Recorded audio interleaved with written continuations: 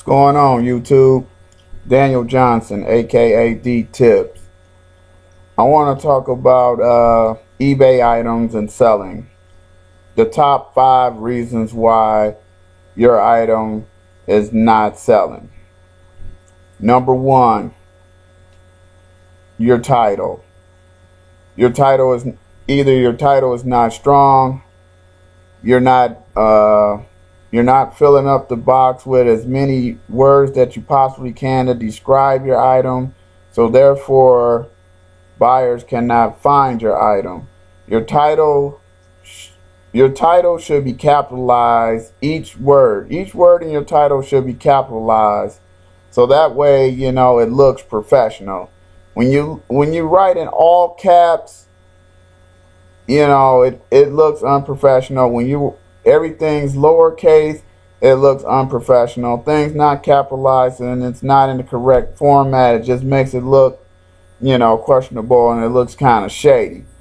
So when you're titling your item, very important, you want to put as many words in there to describe your item as possible. Your title is what helps buyers find your item. It doesn't sell the item, but it helps buyers find your item. All right. Number 2, you need to pick an item that buyers want. Picking an item that's really not hot, or nobody really wants, or it's a Christmas item and here it is July, out of season. You're trying to sell a Christmas tree in the middle of July, chances it may not sell. Or if you're trying to sell swimming goggles during Christmas time, it may not get looked at. It may not even be considered as something to be bought. So you want to make sure that your item is pretty decent and pretty hot, that buyers are out there looking for it, and what have you. And the way you do that, you have to do a little researching. All right. Number 3, the way you described your item in the description. All right. The description is very important. That's where you tell everything about the item. Why is it hot? Why should it be bought? What problem it solves, and everything like that in the description. So you want to hit that description up and do the best job that you possibly can in a description, and explaining about the items and giving all the good information that's needed about the item in a description. Okay. Number 4,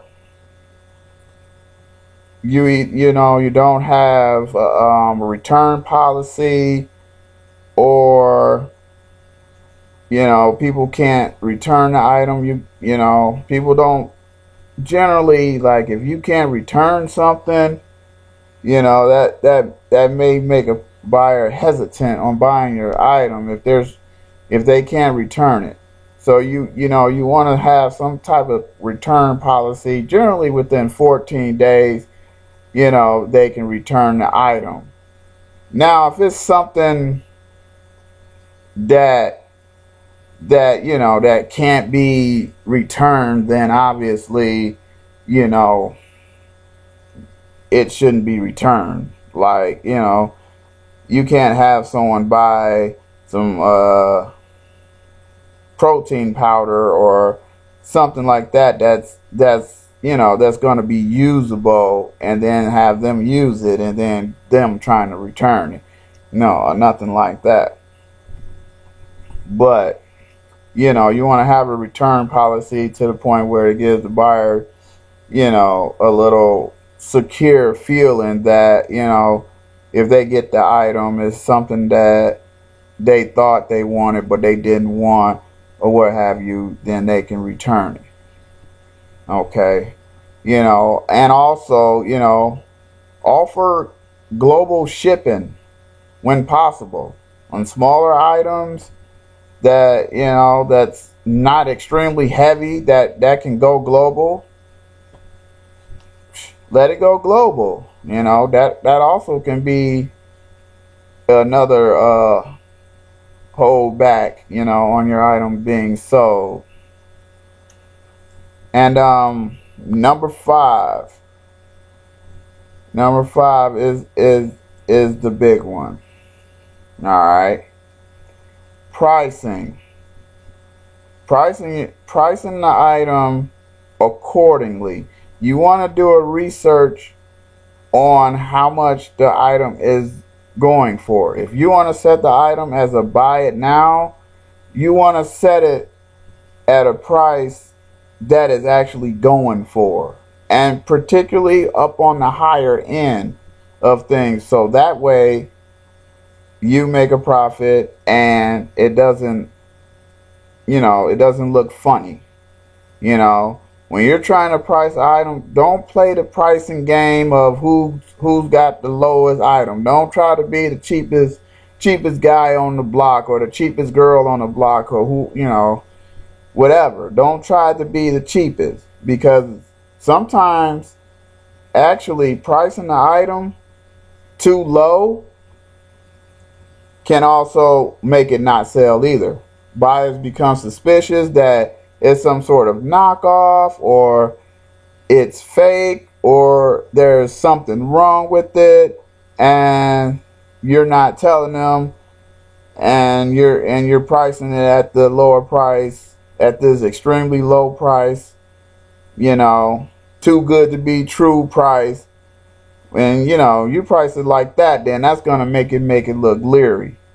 So my suggestion to you, if you really don't know exactly how much to price an item, set up an auction. Start the bid off right around where you think it should be. You know, have your price set at the lowest that it can go, and let it go for an auction. Alright, that's the top 5 reasons why your items is not selling.